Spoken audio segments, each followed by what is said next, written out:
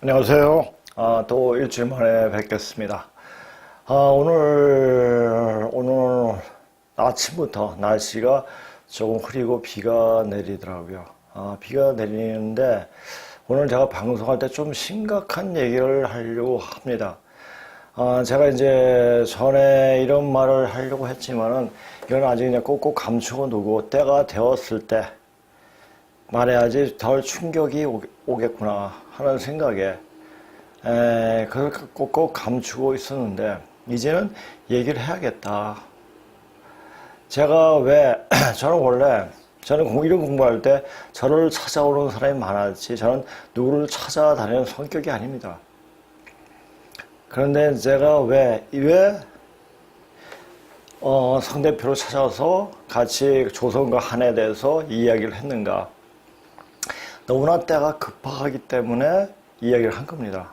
하면서 어떻게 기회가 주어져가지고 이렇게 방송을 하게 되는데 이 방송을 하면서 점차적으로 되어지는 거 보니까 내가 생각한 대로 공부한 대로 그렇게 되어지구나. 제가 약간 이제 이런 사실을 처음 접하게 되고 어느 정도 인지할 때는 제가 80년대 후반? 중반가량이었습니다. 그러니까 그런 것을 알았기 때문에 제가 현실을 살지 못하는 경우도 있었습니다. 그것보다 내 자신을 더 몸을 만들기 위해서 어떻게 만드는가. 그때는 20대였지만은 그것부터 생각했죠. 그러니까 저는 이제 어릴 때부터 제가 다치고 나가지고 10살 때 교통사고를 크게 다치고 나서 그러니까 일반적인 친구들하고 같이 뛰어놀 수 있지는 못했으니까 같이 놀게 되면은 제 몸이 체력이 안 돼가지고 그래서 어쩔 수 없이 집에 책이 많은 책을 굉장히 많이 접하게 됐습니다. 그래서 접하니까 다른 친구들보다 제 또래에 비해서 생각 자체가 굉장히 조금 나이 좀 들게 생각을 한 거죠. 좀 사고가 성인 어린 시절에도 그런 정도 됐죠. 그다음 책을 무척 많이 보게 됐죠. 근데 그것이 현실과 오히려 어울려서 살지 못하게 하는, 그러니까 속세에 살면서 속세에 살지 못하게 하는 것을 만들게 되었더라고요. 그러다가 왜 그럴까 하다가 어떤 책을 접하게 되고, 책이 아니죠. 종교를 우선 접하게 되고 각 종교마다 답을 찾으려고 돌아다녔죠. 제가 이제 그래도 기독교에 대해서는 별로 집안이 불교 집안이었기 때문에 공부할 생각을 안 했습니다. 그런데 제가 뺑뺑이 해가지고 걸린 학교가 그 당시 그 전에는 특수자 학교였는데, 그러니까 연합고사 떨어진 애들이 가는 학교였는데 우리 때 일반 학원에 편입이 돼가지고 저희가 그 학교에 뺑뺑이 첫 해예요. 그러다 보니까 근데 그 학교가 차로 2번 타고 차에서 내려가서 한 30분 걸어 올라갔어요. 근데 그 학교가 아주 독실한 기독교 학교였습니다. 그러니까 그 학교에 가자마자 이 학교 언제 졸업하지? 이런 생각을 했습니다. 그래서 그 학교에서는 아침마다 예배 드리고 아침 예배 드리고 또 일주일에 한 번씩 예배 드리고 또 성경 공부하고 이런 시간 속에 기독교를 본의 아니게 많이 접하게 되죠. 오히려 그렇게 접한 게 오히려 지금 공부하는데 굉장히 많이 도움이 되지 않았는가 싶습니다. 그리고 학교에서 매일 아침마다 찬송가를 부르고 그리고 학기마다 찬송가 대회를 한다고 한 달 내내 찬송가를 부르고 교내 찬송가 대회도 하고 찬송가를 굉장히 그래서 제가 이제 하모니카를 조금 부르는데 지금 안 불립니다만은 하모니카 불면은 입만 대면은 찬송가가 나오게 되더라고요. 모르겠어요. 그걸 왜 그랬는지 모르죠. 근데 20대 때 만난 얘기는 뭐냐면은 어떤 지구의 대격변이 닥칠 때 그때는 남북이 동시에 망하는 징조가 굉장히 아주 세세하게 보인다는 말이었습니다. 남북이 동시에 망한다? 그때 80년대, 90년대 우린 잘 나갔으니까 대한민국이 망하려면은 이 나라가 어떻게 망하겠는가 하는 의구심에 들었죠. 그리고 지금 그 의구심에 들으면서 근데 이제 김영삼이 대통령을 하면서 점차적으로 대한민국이 파괴가 됐죠. 파괴했는데 그렇게 심하게 완전 국고가 아니고 국고가 거덜나고 나라 자체가 존망을 걱정할 정도는 아니었습니다. 근데 문재인이 들어서면서 이 나라를 완전 거덜내고 있는 모습이 너무 많이 보이더라고요. 자, 저번 시간에 김필재 TV에서 그 내용 9가지를 간추려가지고 그 내용을 이야기해 드렸습니다. 한번 그 김필재 TV를 한번 보세요. 지금 문재인이가 어떤 대한민국이 파괴 공작을 하고 있는가 이것을 면밀하게 살펴보십시오. 다시 한번 보겠습니다. 첫째, 국고 탕진 작전. 자, 요거에 대해서는 김필재 TV에서 이것을 세세하게 얘기하고 있으니까 거기서 참조하시기 바랍니다. 그리고 두 번째, 에너지 자립 절단 작전. 그래서 나무 떼가지고 벌목해가지고 나무로 동력을 하겠다. 요새 나무를 많이 벌채하지 않습니까? 자, 나무를 그렇게 그 나무를 심는데 얼마만큼 힘이 들었는데 베는 건 한순간에 베뿌리죠. 그리고 또 그것을 나무 베가지고 그 장소에다가 태양광을 설치해가지고 온 국토가 황폐화되게끔 만들어버렸습니다. 세 번째, 사법 무력화. 네 번째, 국방 약체화. 5. 동맹 와해 작전. 6번째, 경제 파탄 작전. 7. 반정부 단체 지원 작전. 8. 비판 언론 재갈 물리기. 좋은 것은 북으로, 나쁜 것은 남으로. 이 김필재 TV가 정확하게 이렇게 세세하게 얘기하고 있더라고요. 근데 거기서 한 가지 빠진 게 있더라고요. 자, 오늘 제목이 국내에 거주하는 중국 조선족에게. 자, 중국 조선족은 자기들이 자기 국적은 중국이지 대한민국이 아니라고 이야기를 해요. 그래도 대한민국에서 이 문재인 정권은 온갖 중국 조선족에 가진 혜택을 줘요.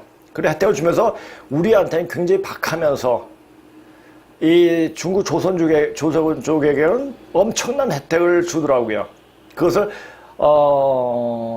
이야기하고 싶지 않습니다. 너무 열불이 나니까.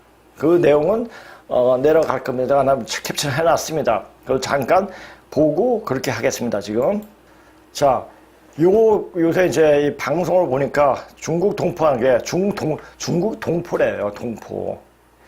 동포라는 의미 자체가 과연 중국에 사는 조선족이 우리 동포인가를 생각할 때가 됐습니다. 우리는요, 지금 남조선에 그 남한에 살고 있는 사람이 우리 대한민국 국민이지. 그리고 헌법에서는 북한 사람부터 이렇게 이야기한다고 하지만 엄밀하게 말하자면 지금 대한민국 남한에 살고 있는 사람이 대한민국 동포입니다. 그 외에는 동포가 아닙니다. 왜? 생각과 사고가 틀리기 때문에 그들은 전혀 딴 나라 사람들이에요. 자, 이거 좁게 말하면 넓게 말하면 중국뿐만 아니라 북한뿐만 아니라 전 세계가 우리 동포입니다. 그걸 알아야 돼요. 이제 후자처럼 세계인이 우리와 같은 피를 나눈 동포라고 생각을 해야 되고 그렇게 인지를 해야 됩니다. 근데 그게 어떻게 굉장히 황당한 얘기들 될 수 있지만은 그러나 역사를 공부하다 보면은 지금 시작에서 어떻게 시작이 됐다. 반만 년 전에 이 고조선의 유민들이 어떤 식의 형태로 이동을 하면서 세계의 문화를 포태시켰는가 그것을 볼 줄 알아야 돼요. 그것을 봐야지 우리가 누구자 우리가 세계인들이 우리나라를 왔다 가는 외국인들은 전부 우리나라를 그리워해요. 그것이 유튜브에 많이 나오더라고요. 지금 이렇게 정치적으로 굉장히 엉망진창으로 돌아가고 있는데 외국인들은 그거는 저는 생각하지 않고 이 나라에 살기 편하고 그리고 사람들이 정이 있고 자, 그 마음이 너무너무 그리워가지고 그리워하는 외국인들이 많더라고요. 그건 뭡니까? 그 외국인들이 그냥 그런 게 아니거든요. 그들 마음속엔 다 고조선의 그 씨가, 뿌리가 다 담겨져 있기 때문입니다. 그래서 모든 종교가 이 땅에 들어와서 이렇게 활개를 칠 수가 있는 거고, 그리고 모든 외국인들이 우리나라를 제2의 고향으로 생각하는 사람이 많은 이유가 다 그겁니다. 그렇다면은 대한민국의 동포는 적게 보지 말고 크게 봐서 세계가 동포다. 그런데 생각이 틀리고 사고 자체가 틀리는 중국 족속들은 우리 동포가 아닙니다. 걔네들은 이때까지 자유로운 세상에서 살아본 적이 없는 애들이에요. 자유가 무엇인지도 모르고 자유가 어떤 책임과 의무가 따르는지도 몰라요. 단지 걔네한테 자유를 주면 방종이에요. 지 맛대로 하는 거. 그 모습을 그대로 투영시킨 게 문제 일당이에요. 지 맛대로 하는 거죠. 이것은 바로 대한민국을 망치기 위한 하나의 방편인 거예요. 이게 제일, 자, 지금 중국 조선족이 어떤 인간들의 자손입니까? 6.25 때 총뿌리를 우리한테 갖다 댄 그 인간들의 자손들이에요. 아들, 딸이겠죠? 그 인간들이 지금 우리나라에 많이 와서 우리나라를 파괴하고 있습니다. 그걸 잘 봐야 돼. 근데 그것을 오히려 권장을 하는 게 문재인 정권이에요. 그렇다면 그것은 지금 중국 짱깨들한테 좋은 감정을 가지는 사람이 없어요. 세계적으로. 요새 자료도 많잖아요. 호주에서도 지들이 왕노릇 하려고 그러고 지들이 그냥 너희들 속국에 이런 식으로 대우하고 돈 좀 있다고 이렇게 걔네들은 그래서 힘을 빼버려야 돼요. 그런 족속들이에요. 아니면 죽여버리든지. 요새 중국 사천성에, 그러니까 스촨성이죠. 저는 원래 이제 그 중국어를 전공했지만 중국말 하기 굉장히 싫어요. 만약 제가 지금 대학을 가서 이것을 알고 전공을 선택한다면 중국어 선택 안 합니다. 거들떠보지도 않았을 겁니다. 너무 속이 뒤집어져 가지고요. 근접하기가, 옆에 가까이 싫은 족속들이에요. 근데 그때는 우리 역사를 바로 찾아보겠다는 그런 일념에서 중국어를 그렇게 열심히 했던 것 같아요. 그러면서 계속 이때까지 쭉 한 40년 동안 계속 중국어를 공부해 왔죠. 그래서 그렇기 때문에 이런 역사적 사실을 찾을 수 있는 어떤 실력이 된 게 아닌가 싶습니다. 이것도 자의로 되는 것도 아니고 그렇게 되게끔 한 것이 아닌가 싶더라고요. 그리고 제가 왜 거의 한 44년 동안 수행하는 생활을 해왔는가 보면, 지금 보니까 60이 다 된 지금 보니까 그게 그렇게 하기 위해서 그 길을 그냥 걸어왔구나. 이것은 제 의지로 되는 게 아니라 누군가 그렇게 하게끔 한 것이 아닌가 싶더라고요. 그래서 제가 여러 가지 종교를 접하고 공부를 하면서 왜 그 한 종교에 머물지 못하고 계속 다른 종교에 접하면서 유불선, 기독교, 또 증산사상을 접하면서 왜 만족을 못했는가? 왜? 의심이 생겨서 그렇습니다. 의심이 끊기지 않아요. 의심이 끊기는 자리에 뭐냐면 바로 통이 열립니다. 각이 열려요. 지금 제가 49살 때, 정근신, 하여튼 정근신 초능력 협회 원장님이 저를 소개할 때, 한 사람 소개할 때, 저 박 선생은 공부 다 한 사람이다 이야기 하더라고요. 저는 왜 그분이 그렇게 저를 소개했는지 모르지만 저는 그렇게 꾸준히 공부를 그렇게 해왔고 이 고급문을 접하면서 반만년의 문자인 고급문을 접하면서 딱 의심이 끊겼습니다. 물론 바로 끊긴 게 아니죠. 그것을 무수히 공부하면서 그렇게 된 거죠. 그러니까 제가 36살 때, 8살 때 고급문을 만났으니까 그러면서 10년 그런 말을 들을 수가 있었던 거죠. 자, 각이 열리고 통이 열리면 어떻게 되면 신을 통하게 됩니다. 이게 신을 통한다는 얘기는 뭐냐. 신을 보고, 신을 부린다는 얘기가 아니죠. 신이 만약 제가 이렇게 가만히 있었는데 귀신이 보인다 그러면 공부 못 해요. 안 보여야 돼요. 그래, 공부하려면 안 보여야 돼요. 그러면서 공부하면서, 지금 전체적으로는 신명들이 어떻게 움직이구나 있는 것을 알게 되죠. 왜? 이치를 통하니까. 그러다 보니까 그 분이 그러더라고요. 그때 이제 그분도 평생을 수행한 사람이에요. 박 선생은 그냥 침 하나 꼽아도 모든 질병이 다 나을 수 있는 그런 기운을 갖고 있다라고 이야기를 해주더라고요. 제가 몰랐죠. 제가 지금 여기에 오는 분들, 몸이 굉장히 안 좋으신 분들이 많이 오시더라고요. 오는 분들이 다 그래요.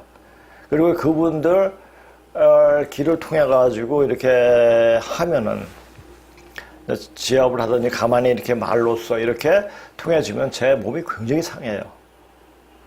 몸이 상해서 다시 그 수업을 하고 강의를 하고 집에 갈 때는 거의 맨 처음에는 다리가 후들후들 걸렸습니다.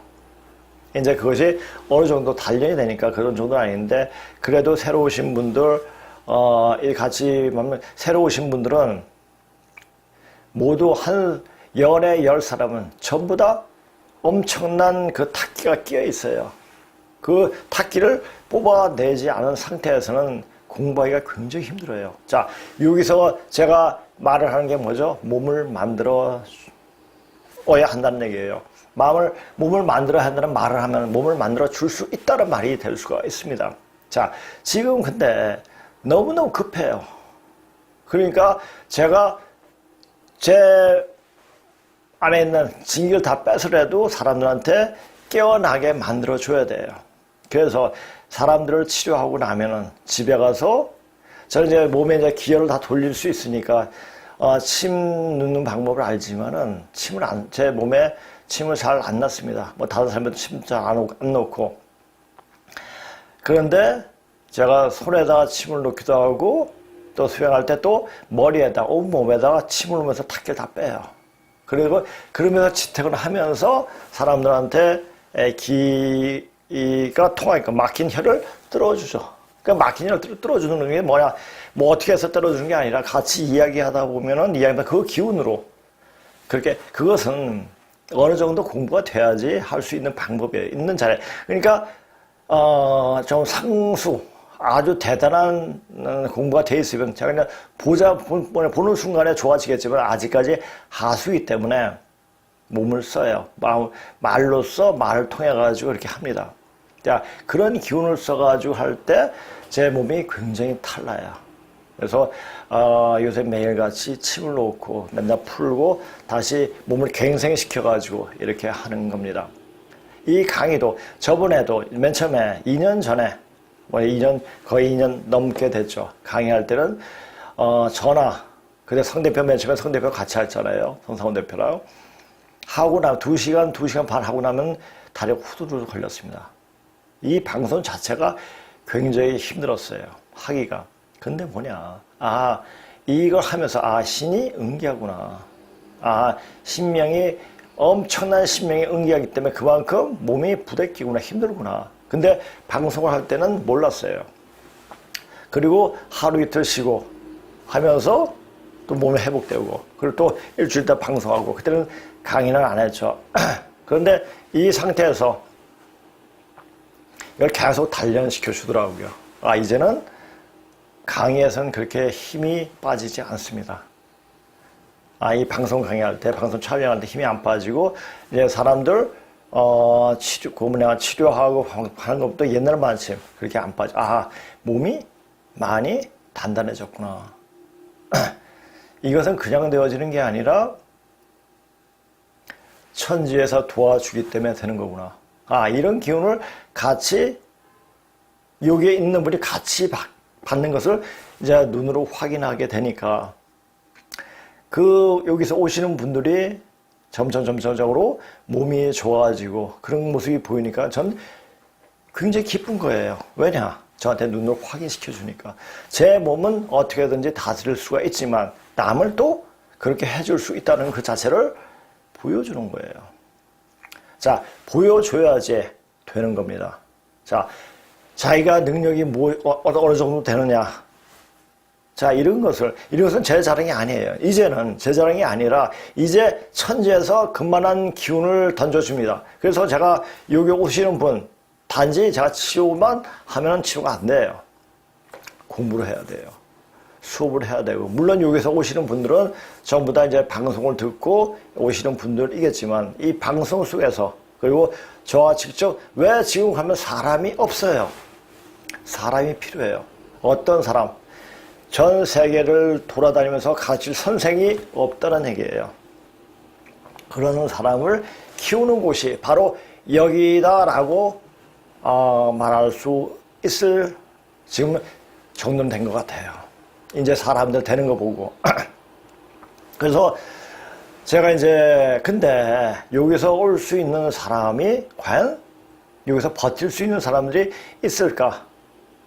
자, 이제는 사람이 그렇게 많지 않기 때문에 제가 어느 정도 컨트롤, 통제를 해줬지만은 사람이 많아졌을 경우에 내가 통제를 할 수 있을까? 하면 내가 얼마만큼의 사람들을 다 커버해 줄 수 있을까라는 생각에 저도 아직까지 대답을 못합니다.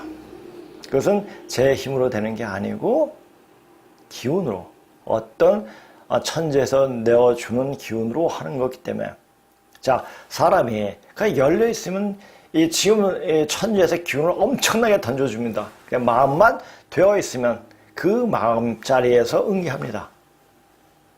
자, 어떤 말을 해서 되는 것이 아니고 어떤 주문을 해서 되는 것도 아니고 그 마음자리에 응기된다는 사실이죠. 자, 이건 굉장히 중요한 거예요.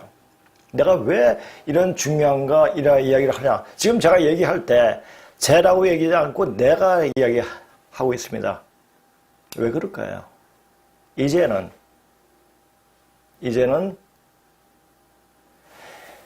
여기 오는 사람들이 철저하게 조직적으로 움직일 때가 됐습니다. 이제 그렇게 움직이게끔 만들 겁니다. 자, 그리고 여기에 있는 사람이 어느 파트에 들어갑니다.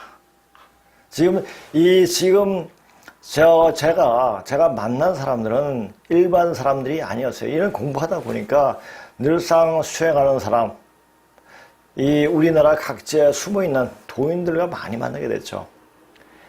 그 사람들이, 제가 이제 만나려서 만나고 한 게 아니라 어떤 한 사람을 통해가지고 거의 다 만나게 됐습니다. 아, 지금 우리나라에 숨어있는, 자기 숨어서 드러내지 않고 공부하는 분들이 굉장히 많구나 하는 걸 알게 됐죠. 자, 증산 선생이 하신 말씀에 장녀가 제갈이 두루뭉으로 날지라도 어느 팀에 끼인지 모르리라 말이 있습니다. 그 말이 그 말이었구나.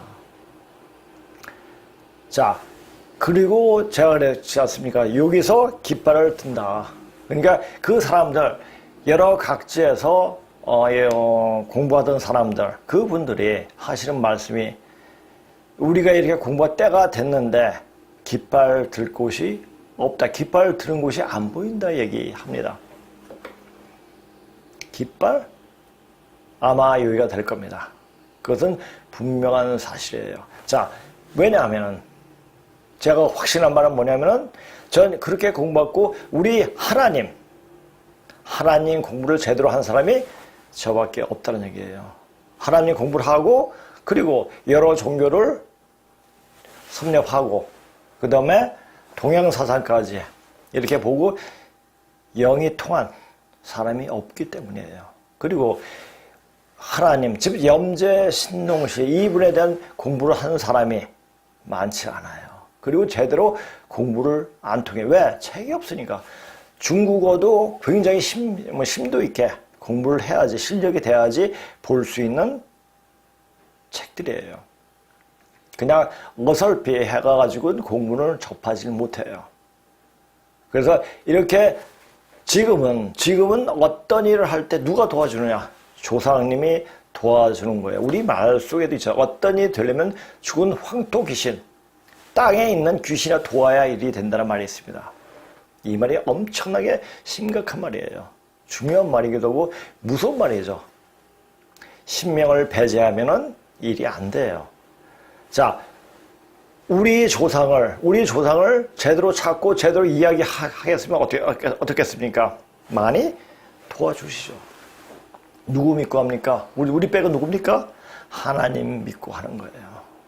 기독교에서 말하는 그 무형의 하나님이 아니라 바로 만성의 시조이신, 모든 성의 시조이신 염제 신농시 그분입니다.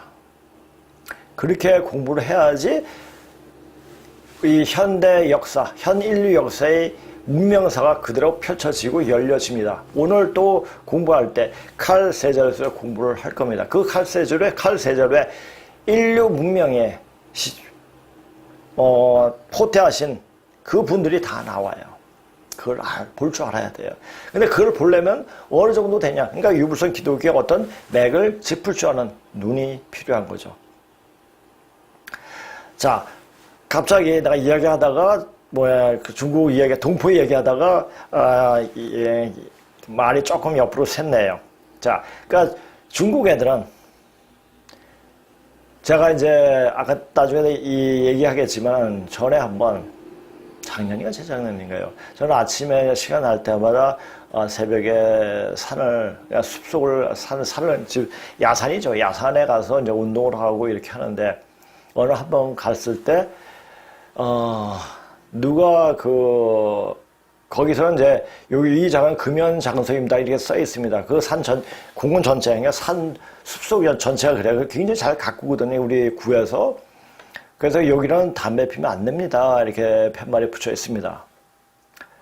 그런데 누가 입구에서 담배를 피워요. 여기서 담배 피는 곳이 아닙니다. 담배 꺼주세요. 딱 이렇게 얘기했거든요. 담배를 꺼요. 며칠 있다가 가니까 입구에서 담배 피던 그 인간이, 숲속 중간에서, 그 야산, 중턱에서 담배를 피우고 있더라고요. 여기서 담배 피우면 안 됩니다. 이야기하니까 대뜸 하는 말이 어눌하게 우리말로 이 새끼 배때기로 칼로 쑤셔버릴까봐 이런 얘기를 하더라고요. 근데 조선족 말이에요. 이게 조선족이구나 하면서 저도 이제 좀 몰라 하고 그냥 싸우지 않게 그냥 피해버려. 아침이니까 새벽이니까 그냥 피해버렸죠. 그런 게 있었고 저번 주에 이제 전철 타고 가는데 중국 놈 두 놈이 중국말 하니까 중국 놈이겠죠. 우리말도 잘하더라고요. 조선족이겠죠. 그러면 넓게 앉아가지고 굉장히 시끄럽게 떠들어요. 그래서 가가지고 좀 조용히 좀 해주세요. 그러니까 네가 뭐냐고, 마스크나 똑바로 쓰라고. 근데 이야기할 때 조금 내려가지고 내가 이야기를 했거든요. 좀 조용히 해달라고. 네나 마스크 하면서 욕을 엄청 해대더라고요. 싸움 나겠더라고요. 그래가지고 그냥 아무 소리 안 하고 그냥 끝내버렸죠. 근데 이제 사람들이 좀 많이 타고 있으니까 또 이제 딱 조용해지더라고요. 근데 그 말이 조선족이에요. 조선족 애들이 왜 그럴까? 왜 그런 개망나니 짓을 할까? 걔네들 습성이 그래요. 그 중국 습성을 그대로 갖고 있어요. 그러니까 그 중국 놈들이 지금 문재인이가 중국 놈한테 혜택을 너무 많이 주니까 국내 우리나라 사람들에게는 엄청나게 세금을 매기고 아주 각박하게 굴면서 그 조선족에게는 엄청난 혜택을 주죠. 요것을 내가 잠깐 자 읽어볼게요. 그러니까 몇 가지만. 자 보통 이제 여기서 나오는 게 22가지. 이게 엄청나더라고요. 몇 가지 이야기 할게요. 대학 등록금 지원, 대학 입시 수시 특별 전형, 은행 예금 우대 금리 적용, 대출이자 감면, 부동산 규제 면제 1가구 2주택. 규제가 없어요. 그래서 강남 쪽에 대출 받아가지고 아파트를 많이 사가지고 중국 놈들이 아파트를 많이 가지고 있다고 하지 않습니까? 그런 일들이 벌어져요. 그게 뭐냐? 그냥 그런 일이 벌어지는 게 이게 바로 대한민국을 망치기 위한 하나의 일환인 거죠. 하나의 또 방법이라는 거죠. 이렇게도 머리 쓰고 있구나. 자, 그렇다면은 왜 저렇게 대한민국을 망치게 하는 인간이 대통령을 하면서 이 대단을 구체적으로 아주 정확하게 확실하게 이 대한민국을 망치고 있는가를 정확히 봐야 돼요. 자, 만약 이 나라를 망치고 있는 그게 그 상태에서 끝난다면은 지금 중국 그 문재인이 하는 짓이 중국에 지금 오늘 보니까 더불어민주당에서 어떤 국회의원인지 모르지만은 미군 철수를 또 이야기하고 있더라고요. 왜? 미군 철수를 해야지 중국에 우리를 바칠 수가 있거든요. 그러면 중국이 마음대로 왜? 자기의 이권이 걸려있기 때문에 자기가 사익이 걸려있기 때문에 국가에 대해서 전혀 생각하지 않고 이 나라 민족에 대해서 생각하는 것이 아니라 내가 과연 이 자리를 언제까지 지키고 있을 수 있을까 요것만 생각하는 놈이 바로 지금 여야 정치인들이에요. 자, 그렇다면 이 나라는 이제 희망이 없다는 얘기예요. 왜? 이런 국회의원들이 지금 우리나라 정계를 다 휘어잡고 있고 특히 더불어민주당 요 애들은 왜 이 대한민국을 완전 망치는 일만 골라서 하는가? 그것은 그냥 겉으로 보기에는 굉장히 원통하고 분통한 일이에요. 그러나 그 내면의 그 내용을 보면 박수 칠 일입니다. 왜? 대한민국이 망해야지 새로운 기운이 나오게 되는 겁니다. 자, 그게 그 프로그램이 그렇게 되어 있고 그렇게 되어 가고 있습니다. 지금 문재인이 저렇게 날치는 것은 그리고 이 국가를 살림도 파괴하고 뭐 여러 가지 아까 9가지 또 10가지 조선족에게 그렇게 특혜 주는 것 그 자체를 왜 하느냐. 자, 바로 대한민국이 이제 새로운 기운을 받아 다시 다른 이름으로 다시 일어날 때가 되었기 때문에 그렇습니다. 자, 근데 그냥 그렇게 해가지고 부드럽게 넘어가느냐? 절대 아니거든요. 완전 남북이 동시에 망해버립니다. 동시에 망하면서 세계가 망해버려요. 자, 뭘로 망하죠? 병으로 그냥 조져버립니다. 지금 이 병은 그 중국 폐렴인 신종 코로나19는 그냥 껌이에요, 껌. 이제 더 센 게 옵니다. 그래서 제가 계속 얘기하죠. 지금 백신 맞은 사람들 아마 이 사람들은 살아날 희망은 단 1%도 없습니다. 그래서 백신은 이 방송을 보시는 분은 백신은 조금 안 맞는 것이 오히려 낫고 우리가 조상들이 먹는 음식, 김치, 나물 같은 거 많이 들면은 모든 그 바이러스, 근데 바이러스가 아니라 세균이라고 하더라고요. 이번에 러시아 운분성에서 또 발표한 게 있더라고요. 그래서 이렇게 하고 백신은 맞지 않도록 하세요. 나중에 이제 그보다 더 센 병들이 왔을 때 어떻게 대처하느냐. 그걸 대처하는 방법을 자기가 스스로 몸으로 익힐 수 있도록 해요. 자, 그렇게 자기가 스스로 할 수 없다 그러면 여기 오세요. 그런 기운을 넣어줍니다. 내가 넣어주는 게 아니고 이 기운 자체가 그렇게 되게끔 만들어줍니다. 자, 국내 거주하는, 지금 오늘 제가 준비한 내용을 조금 하겠습니다. 국내 거주하는 중국 조선족에게 가장 특혜를 주는 것은 대한민국을 망치는 일환 중에 하나이다. 이것을 잘 아셔야 돼요. 자, 중국 조선족을 우리 동포라고 여기는 것은 역사에 대한 무지에서 오는 것이다. 그러니까 우리 반도의 역사만 우리 역사다라고 생각하는 그런 입장에서는 중국 동포를, 조선족을 우리 동포로 해가지고 그 만주 대륙 그쪽을 우리 땅으로, 그냥 생각으로만 우리 땅이 될 수 있다라고 생각하는 거예요. 제가 그랬죠. 자, 환단복이 고기, 신라봉기는 없어요. 고구려 봉기는 있죠, 그 안에. 고구려가 뭐라고 그랬죠?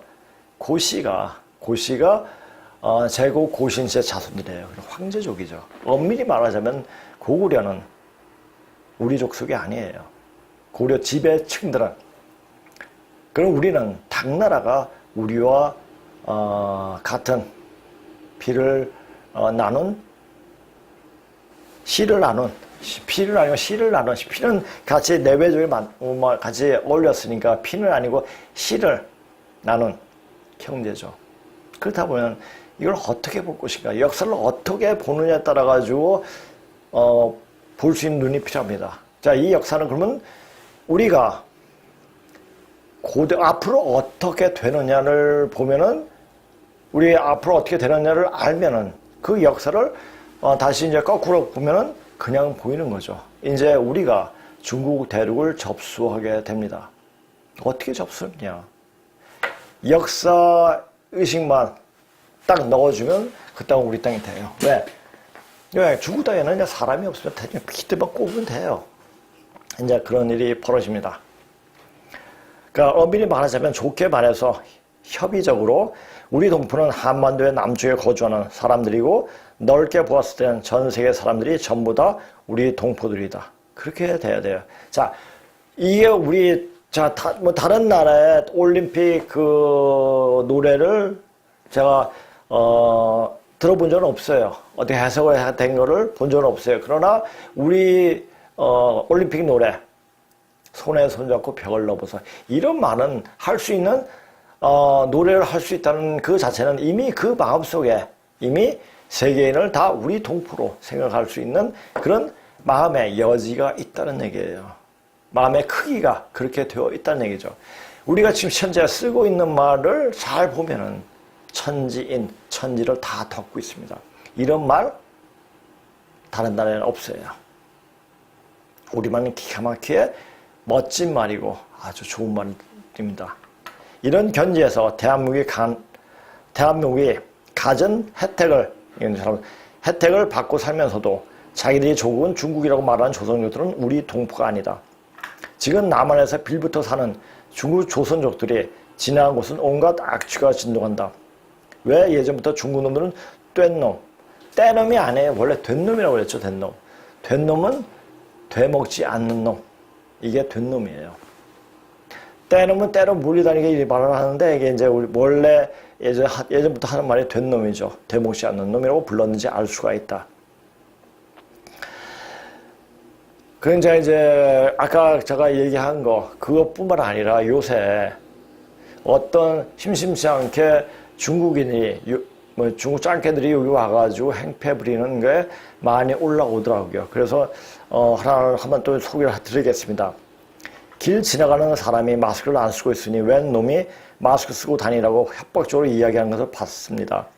새파란 놈이 생전 처음 보는 연장자에게 들이대니까 열 받았는지 말싸움이 붙었음.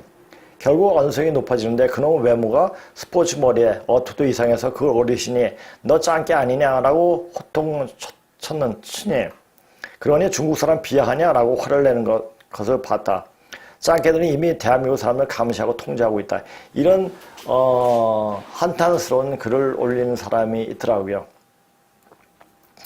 그래요. 지금 중국 놈들이 활개를 굉장히 많이 쳐요.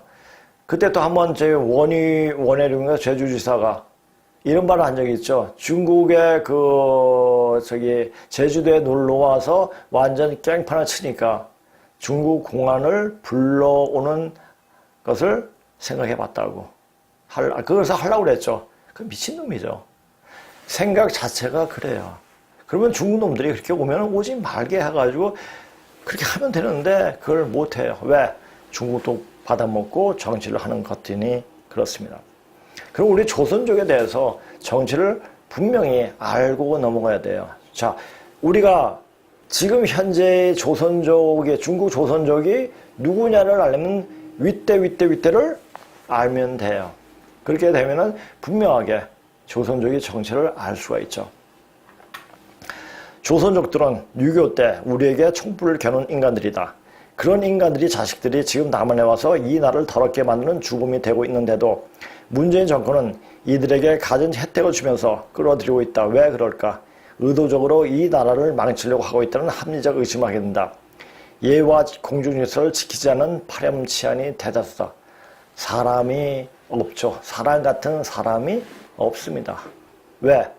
중국의 습성과 언행을 그대로 갖고 있기 때문에 우리 정서는 영 딴판이에요. 그들을 우리와 같은 동포 사람, 그네들은 이조 시대의 의식을 그대로 갖고 있어요. 자, 이조가 나랍니까? 이조가 나랍니까? 자기 이권만 하기 위해서 자기 나라 백성을 개, 돼지로 부려먹던, 그리고 국가가 나라 경제가 어떻게 되든 자기네들만 띵가띵가 잘 살면 된다 라는 생각을 가진 것이 이조의 4대 부들 유생들이었어요. 자, 지금 보세요. 그 짓을 문재인이 똑같이 해요. 그건 뭡니까? 자, 문재인 패거리들 보면 뭡니까? 걔네들 조선시대 때, 이조시대 때 천민들이었어요. 그 조상들이 나도 한번 처음 사람 대접받고 살고 싶다, 살았으면 하고 죽었을 거예요. 막. 왜? 평생 사람 대접을 못 받고 살았으니까. 그래서 그것을 해원하는 거예요. 자, 이제 문재인 때 해원이 끝이 나고 판이 닫힙니다. 그러면 해원판이 되면 더 좋은 세상이 이제 해원을 다 했으니까 그럼 새로운 세상이 되는데 그 새로운 세상은 어떤 세상이냐? 해원한 무리들이 다 죽게 될 때, 다 쓰러져 없어질 때가 되어서 그것을 지나서 새로운 세상이 됩니다. 새하늘 새 땅이 열리는 거죠. 자, 그렇다면 지금 우리가 생각하는 이야기, 그러니까 우리가 생각하는 일본에 저항했던 독립군은 그래, 우리 독립을 위해서 힘썼던 사람들, 아주 좋은 사람들이야 라고 생각해요. 자, 근데 독립군이 다 만주로 넘어가가지고 그 인간들이 6.25 때 남침한 주력부대였다는 겁니다. 그렇다면 지금 독립군의 후손이라는 사람들은 전부 다 대한민국을 망치려고 한 자손들이라고 할 수가 있죠. 자, 이 역사를 보면 또 그렇게 보여요. 자, 이게 이제 제가 글을 보면서 전 예전에 우리 역사를 보면서 우리 역사가 현대사를 공부하고 하면서 여러 자료를 굉장히 많이 보게 됐죠. 옛날에 제가 이게 찾아놓은 게 있더라고요. 6.25 남침 주력부대는 독립군. 아래는 중앙 시사 매거진 월간 주간 2001년 7월 1일 기사를 재편집한 것이다. 기사 제목 6.25 남침 주력부대는 조선족 6만 5천 명. 현대사 발굴 독립수사 김동산 선생의 후손 김중생 씨 증언. 자, 요 내용을 다 소개하기는 조금 그래가지고 조금 요약된 부분입니다. 요약된 부분을 소개해 드리겠습니다. 당시 중국에 살던, 그러니까 한마디로 말해서 독립군은 일반 잘 살고 있는 백성들에게 삥땅 뜯어서 자기 독립군 짓 하면서 어떻게 했습니까? 그래가지고 나중에 대한민국을 파괴하는데 앞장쓴 거죠. 이것을 잘 알아야 돼요. 당시 중국에 살던 조선 청년들은 일부 중국 공산당에 편입되어 국민당군 공격에 이용된 해방 이후 김일성의 요청으로 중국에 있던 조선 청년 6만 5천 명의 인민군에 편입된 김중생 씨 집계에 따르면 중공군 참전 시 통역으로 데려온 조선 청년들이 있어 조선인 규모는 10만 명으로 추정. 따라서 전투 경험이 있는 조선족 병사들이 인민군이 주요 전력이 되었으리라 짐작됨.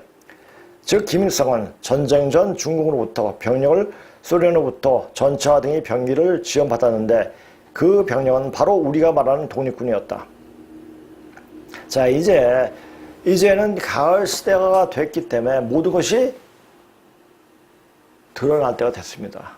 그렇다면 지금 우리가 일본을 어떻게 생각하냐? 전 일본을 볼 때 518년 동안 백성들을 착취하며 살았던, 그리고 우리의 역사적 사실을 다 없애버린, 그리고 우리 말도 아주 귀한 말도 다 폄하시켜버려가지고 사용했던 이조가 개같은 나라예요.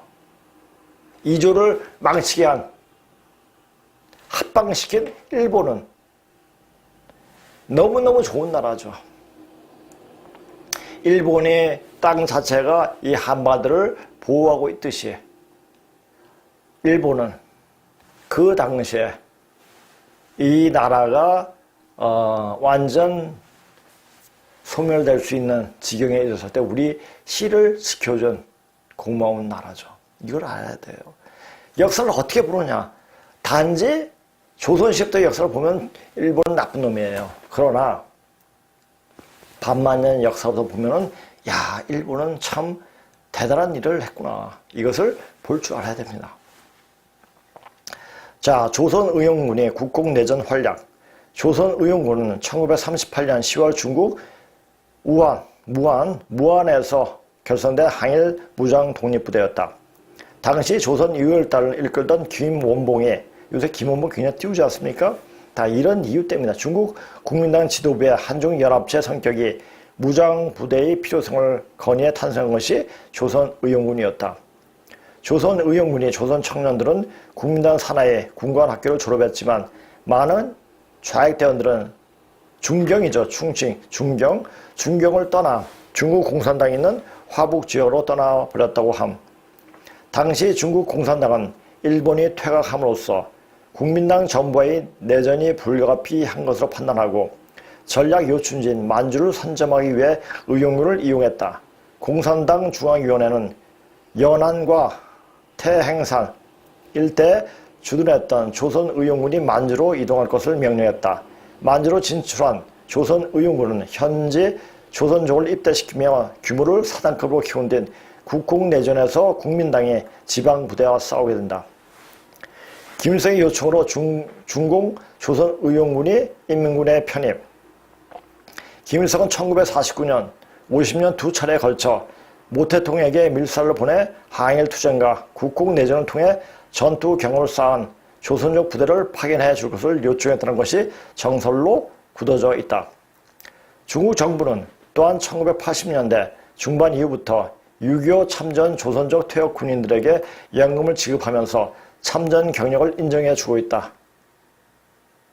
그럼에도 불구하고 중국 정부는 전쟁 책임 문제가 제기될 가능성이나 한과의 관계 등을 고려한 듯 조선족이 북한 이동과 관련된 공식적인 언급 자체를 금기시하고 있다. 자, 이 자손들이 바로 조선족이에요. 그건 조선족. 자, 그 집안에 어떤 내력이 그렇으면 그 자손은 불을 보듯 뻔합니다. 공산당 애들은 공산당 생각을 계속 갖고 있습니다. 이것을 바꾼다? 엄청난 공부가 필요하지 않으면 안 됩니다. 김중생 씨는 6.25 개전 초기 북한 인민군이 주력 부대였던 21개 연대 가운데 47%가 만주에서 건너온 조선의용군으로 채워져 있었다고 밝혔다. 김중생 씨는 6.25 전쟁에 참여한 전체 조선족 규모를 10만 명 안팎으로 추산한다. 이 가운데 개전 이전에 북한으로 건너간 경우가 6만 5천 명에 달한다는 것이 김씨의 얘기다. 간도 및 만주 지역에 살았거나 중국 지역에 살던 조선인 청년들은 지리산을 볼 때 상당수가 인문에 편입됐다고 봄이 맞을 것이다. 본인이 선택이 아니었다 할지라도 대한민국에 도움이 된 것은 아님이 불명하다. 사실 대한민국이 망할 뻔했다. 자, 그들의 태생에 지 아버지 할아버지 때부터 대한민국을 망치기 위해서 태어난 족속들이 바로 조선족입니다. 얘들은 우리 대한민국에 대해서 혜택은 받고 있지만 이 대한민국에 대해서는 애착이 없고 어떤 책임과 의무를 짓지 않고 있습니다.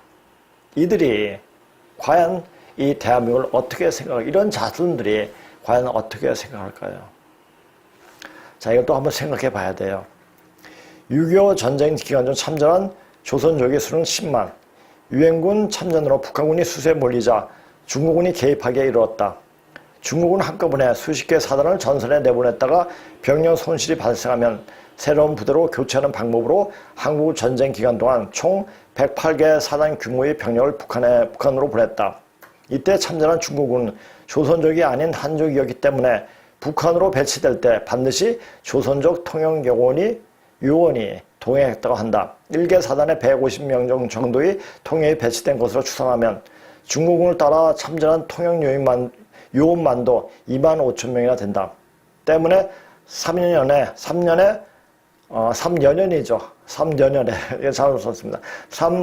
걸친 한국전쟁 중 북한에서 활동한 전체 조선족의 규모는 10만 명에 달한다는 것이 김정생 씨의 분석이다. 관련 자료와 퇴역자들의 증언을 토대로 집계는 이 같은 자료를 종합하고 김정생 씨가 내린 결론은 조선 이용군이 밀입국하지 않았다면 6.25 전쟁은 아예 없었거나 있었다 하더라도 상당 기간 뒤로 미뤄졌을 가능성이 크다는 결론을 내렸다. 자, 이래요. 그것이 조선족의 실체예요. 자, 그네들이 이 대한민국의 발전에서 한 것이 무엇입니까? 한 것이 전혀 없습니다. 그리고 대한민국 그 독립을 위해서 한 일이 무엇입니까? 한 게 하나도 없어요. 오직 대한민국 독립을 위해서 일하시는 분은 이승만 박사 한 분입니다. 그분의 생각에 따라서 이 대한민국은 만들어진 겁니다. 이 대한민국이 만들어진 것은 전에도 얘기했죠. 2조 때 죽은 원통에 죽은 귀신들이 그 원을 풀기 위해서 나온 나라가 바로 대한민국입니다. 자, 원을 풀려면은 어떻게 됩니까? 좀 잘 살아야지 원을 풀 수가 있습니다. 나도 잘 살고 싶다. 나 그만큼 살고 싶다.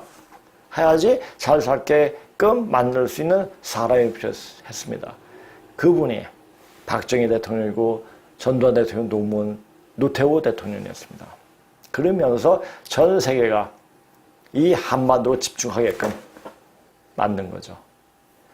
자, 이거 참 보면은 이 역사 과정, 우주의 변화 원리하고 우리 역사 과정을 딱 정확히 봤을 때 이게 딱 아다리가 딱 들어맞습니다. 아귀가 딱 들어맞죠. 아, 이렇게 되는 거구나. 이렇게 되면서 또 다른 세계로 진입을 하게 되는 거구나. 그래서 우리 선조들은 반백년 전에 곡부를 떠나면서 곡부 아사들을 떠나면서 그렇게 아리랑을 부르면서 떠났구나. 이제 그 아리랑 노래가 다시 이 한반도로 모이는 겁니다. 그 신명이 다 응기하는 거죠. 그런 신명이 응기하기 때문에 저는 이렇게 이야기할 수가 있는 겁니다. 자, 이런 얘기를 박근혜 때나 이명박 때 할 수 있었느냐? 못했어요. 그리고 각광을 못 받죠. 참 희한하죠? 자, 왜 지금 문제에 대해 와서 이런 방송을 할 수 있는 여건이 마련되느냐? 그것도 한번 또 생각해 볼 문제입니다. 자, 이제는 때가 다 됐기 때문에 사람들한테 알릴 사람이 필요한 거죠. 그것을 내세운 거예요. 전 알리는 우체부 역할이죠. 어떤 우체부? 하늘의 뜻을 그대로 여러분들한테, 이 방송을 보는 사람한테 전달하는 우체부 역할이에요. 왜? 그 안테나가 열려 있기 때문입니다. 그래서 그렇게까지 현실과 전혀 관계없이 영어와 중국어를 그렇게 공부했던 것이 아닌가 싶습니다. 그렇게 되는 거예요. 자, 지금 며칠 전에 여기서 이제 우리 성사범이 하나 틀어줬는데 중국의 사천성의 타이타닉호 그것을 비슷하게 만드는 것을 보여줘. 2014년부터 시작했다고 합니다. 그런데 그것이 볼 때 왜 저것도 짝퉁을 또 만들어? 이렇게 생각했는데 가다가 생각하니까 저 타이타닉호 딱 생각나는 게 뭡니까? 침몰 딱 생각나는 거예요.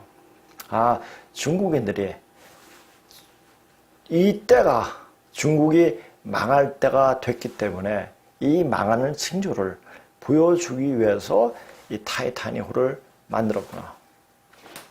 올해 완공이 된다고 합니다. 스촨 수이닝에 건설되고 있는 실물 크기의 타이타닉입니다. 7성급의 국제문화 관광 리조트 단지라고 합니다. 영원히 침몰하지 않는 타이타닉으로 2014년부터 10억 유엔을 투자해 건설하고 있습니다. 단지 형식으로 건설되는데 지중해의 낭만적인 바다라는 표현을 갖다 붙이고 있습니다. 건설 현장에는 중국몽, 문명도시 건설 같은 구호가 적혀 있습니다.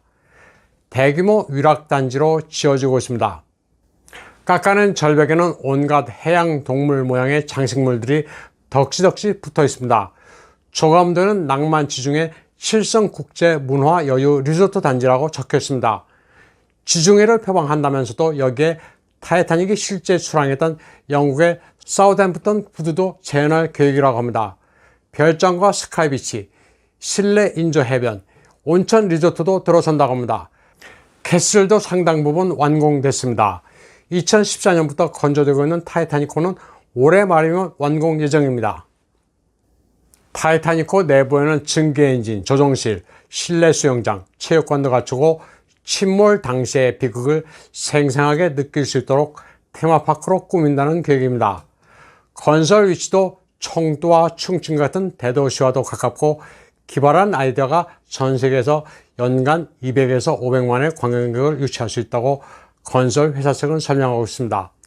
하루 숙박에 $3,000쯤은 받을 계획인데 하다 별짓 다 한다는 비판도 나오고 있습니다. 침몰한 비극의 호화 유람선을 테마로 내세운 것부터가 불길한 것 아니냐는 조롱도 잇따르고 있습니다. 다른 지역에 건설된 황당한 위락단지처럼 결국 애물단지로 전락할 거란 의견도 만만치 않습니다. 자, 그 말과 유백원의 예언이 딱 들어맞는 거예요. 그리고 세계에 지금 일어나는 일들, 이런 일들이 딱 겹쳐서 보이니까 지금 보이는 것이 중국에서 타이타닉호가 이렇게 만드는 것이 예산 일이 아니다. 이건 바로 중국 침몰을 상징하고 완전 중국의 족속들이 완전 소멸되는 일이 벌어지겠구나 하는 생각이 듭니다. 제가 다시 한번 얘기할게요. 구체적으로. 자, 요새 유튜브를 보면은 북한에 심심치 않게 총격적이 일어났다. 각 지방에서 막 이게 나오더라고요. 근데 잠시 보면 진짜 있었고, 또 특수부대가 또 예전에 일반 부대원들이 민가를 가가지고 약탈하고 그랬는데 이제 특수부대도 약탈을 하고 막 그런다고 하는 기사가 뜨더라고요. 이제 제가 말하는 것이 맨 시초는 어디서 딱 일어나냐. 그걸 북한에서 전란이 터집니다. 내란이 터집니다. 자, 이 내란이 터질 수 있는 지금 여러 여건들이 지금 마련되고 있습니다. 자, 제가 말씀대로 이제 그렇게 되어지는 겁니다. 이게 언제, 어떻게, 어떤 방식으로 터질지는 모릅니다. 그러나 터집니다. 분명한 것은 터진다는 사실입니다. 그런데 북한의 내란 터지면 거기서 끝나는 것이 아니라 이제 북한의 내란 터지면 우리 이제 통일되겠다 이게 아니고 터지고 나서 얼마 안 있다 정확하게 제가 이제 그 지역하고 그 지역까지 분명히 얘기하겠어요. 누구에서부터 병이 일어나는 데에 대해서 이야기할 겁니다. 전라북도 군산 계북동의 김씨라는 여자부터 병이 확 돕니다. 무슨 병이 오냐? 급살병입니다. 갑자기 죽어버려. 그러면서 한 사람만 죽는다 하면 빙빙 이제 회오리 바람처럼 시계 반대 방향인가 돌면서 사람들이 죽어 넘어갑니다. 자, 그리고 나서 그렇게 되면은 이제 북한에서 전쟁 터진 것이 불똥이 남한으로 오는 것을 막죠. 그러면 중국 놈들은 자, 근데 그 병이 왜 돌까요? 저는 이렇게 생각합니다. 중국 애들이 북한은 입술이에요. 지네들이 얘기해요. 순망치안. 입술이 흔들리면 이빨이 흔들린다는 말이죠. 북한에 터지니까 굉장히 심적으로 쫄 겁니다. 그래서 이와 같은 미군을 철수를 하게끔 만드는 일이 벌어질 것입니다. 지금 여당인 더불어민주당에서도 한 사람이 얘기했지만 미군 철수 얘기했지만 그네들 젊었을 때부터 생각이 미군 철수였습니다. 그래서 중국에 갖다 바치는 겁니다. 자, 그렇다면 미국을 철수하게끔 일을 하려고 하는데 마음대로 안 됩니다. 그럼 어떻게 하겠습니까? 미군을 저절로 철수하게끔 지가 스스로 알아서 철수하게끔 만들려면 어떻게 됩니까? 지금 군산에 미군 기지가 있죠. 거기다 병을 뿌립니다. 누가? 중국이. 자, 이걸 탐지한 미국과 서방 세력은 중국의 엄청난 폭탄 세례를 가하게 되겠죠. 자, 북한에서 터지면 3일 이후에 중국에서 큰 전쟁이 나서 완전 초토화 됩니다. 그것이 며칠 상간으로 벌어지냐 며칠이 안 걸릴 겁니다. 1년, 2년 안 걸립니다. 그러면서 어떤 세상에 정리되는 일들이 벌어집니다. 이제 이게 현실로 이행된다는 일들이 징조가 자꾸 보이는 거예요. 이것을 안 것은 30년 전에 알았습니다. 그러나 그때는 언제 내가 살고 있을 때까지 일어날 건가 이런 생각을 했어요. 그러니까 현실에 맞게 살면서 공부를 할 수 있었던 거죠. 그런 거예요. 자, 그렇게 되고 이것을 알고 정확히 짚고 넘어가야 됩니다. 이제 이런 일이 벌어진다. 왜 벌어지느냐? 가을 시대로 넘어가기 위해서 그렇습니다. 자, 사람에게 아픈 사람을 치료할 때 어떻게 합니까? 몸에 열을 가합니다. 열을 가하면 몸이 치료가 됩니다. 특히 바이러스 같은 세균병은 열을 가하면 치료가 되죠. 몸에서 열이 나게끔 만들어줘야 돼요. 자, 몸에 열받는다가 아니고 몸에 스스로 와서 모든 병의 세균들을 컨트롤할 수, 통제할 수 있도록 몸을 만들어야 돼요. 그렇게 되면은 어떤 병이 와도 다 이겨낼 수가 있습니다. 그래서 제가 지금 계속 몸을 만들어야 한다고 계속 얘기하는 거예요. 자, 그러면 이 방송을 보시는 분들도 어느 정도 되겠죠. 어느 정도 되겠는데, 근데 확실하게 되느냐? 안 돼요. 여기 오셔가지고 몇 개월 동안 같이 기운을 공유하면서 그렇게 하는 중에 몸이 만들어집니다. 그것은 내가 여기 오시는 분들 보면서 이제 아주 자신 있게 이제 말을 할 수 있게 되었습니다. 자, 그리고 이제 오늘 고조선 역사에 대해서 조금 더 공부하고 이야기하고 그 다음에 이제 터닝 포인트 조금 이야기하고 끝내겠습니다. 자, 전에 제국에 대해서 제국을 얘기하면은 반드시 고온에 대해서 얘기를 해야 됩니다. 고온이 제국이 주기 전에 제지를 앞서서 왕위를 올리고 고온이 섭정을 하게 됩니다. 자, 이제 그런 과정이 그 중요존에 그런 과정은 나중에 나오게 되지만 이제 중요존 여기 앞에 이제 중요존이 나오니까 그것을만 조금 보고 이야기하겠습니다.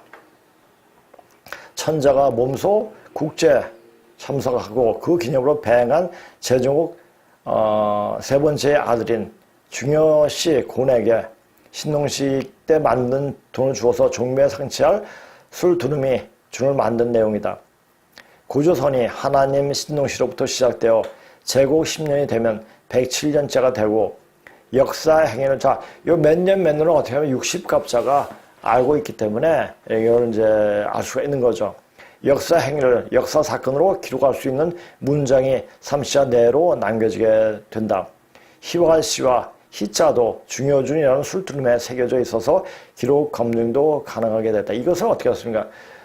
양머리에 사람 인체에 이렇게 되는데 이것을 도깨비 귀로 읽었죠. 그래서 희자를 보게 되면은 다리가 하나 있습니다. 그래서 일반적으로 이 도깨비는 다리가 하나다. 이렇게 이야기하고 있는 거죠. 다 옛 글을 보고 이야기했기 때문에 지금 우리가 쓰는 어떤 말, 내용 이런 걸 알면은 그냥 그때 반만년 전에 문자를 보면 왜 이런 말이 생겼고 이런 글이 나왔는지를 알 수가 있습니다. 중효준은 고조선 4대 제왕 제국 고신 때 만든 종묘사직의 최초 기록이며 중효준 26자의 해석을 제대로 함으로써 오제 시대에 국가가 있었고 종묘가 있어서 해마다 임금이 제사를 지냈다는 사실이 명백해졌다. 자, 이 중효준은 중효신 곤이 임금으로부터 돈을 받고 제사 지낸 사실을 기록한 것이다. 이 명문은 원문은 이 글자 자체는 다 이것이 보시면은 주자왕 상향주조 또 왕 이거는 안 읽겠습니다. 이거 나중에 보십시오. 주자왕이 주주가 누굽니까? 바로 대화주시예요.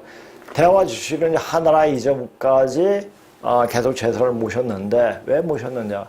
이 대화주시가 엄청나게 사람들의 먹을 것과 입을 것, 그러니까 하나님의 뜻을 받들어서 그 아버지인 염제 신농시 그분의 뜻을 받들어서 모든 일을 집행했기 때문에 그 대화주시 희화시에게 제사를 지냈죠. 그래서 그러니까 이 외할아버지 정도가 되는 거죠. 제사를 지냈다. 임금이 중요에게 주패를 주었다. 새 임금이 임방에 오셔서 추를 올린 것은 새 임금이 10번째 제사 지낸 그해 5월 5일에 있었던 일이다. 요 글을 또 다른 뜻으로 이제 두 가지 한번 해석하다 보면 주자왕이 국부의 신주를 모신 사당에 오셔서 제사를 지냈다. 조금 더 쉽게 해석을 해봤죠. 그때 배행한 중효씨에게 신농시 때 만든 주패를 주셨다. 새 임금님이 임방에 와서 축을 올린 것은 새 임금 10년에 5월 5일에 있었던 일이다. 이 내용입니다. 이것은 우리가 고급문 공부하면서 계속 나왔던 이야기들이에요. 얘기했는데 이걸 보면서 그때가 그런 시대였다. 그런 글자가 새겨져 있구나. 청동기에 새겨져 우리한테 전해주고 있구나. 그것을 알고 그때가 바로 고조선 시대였구나. 이것을 알면은 우리 역사가 다시 새롭게 보입니다. 그리고 중국 대륙의 역사는 거의 2000년 정도는 중국 화족의 역사지만 거의 3000년은 염제 신농시의 역사입니다. 우리가 수당은 선비족이라고 했습니다. 선비족은 뭐예요? 선자가 곤에서 나온 거거든요. 그러면 수당도 중국 역사에서 가장 번창했던 나라가 바로 수당이에요. 그것을 알면 중국의 역사가 어떻게 우리에게 다가오느냐 그 자체를 알 수가 있죠. 그러니까 중국의 고조선을 세웠던 그런 주축적 역할을 했던 분들의 직계손들이 사는 곳이 바로 신라였습니다. 그것이 어디에 나오냐? 문무대왕 비문에 나온다는 사실입니다. 이 26자를 이렇게 풀이해낼 수 있는 시대에 우리는 살고 있다. 4400년 내내 감춰졌던 고대사의 비밀이 신비하게도 낙빈기학이라는 새로운 학문을 통해서 비로소 오제 시대가 고조선 시대이며 확실히 국가 단계라는 사실을 문짝으로 통하여 역사 사실에 접근할 수 있게 되었다.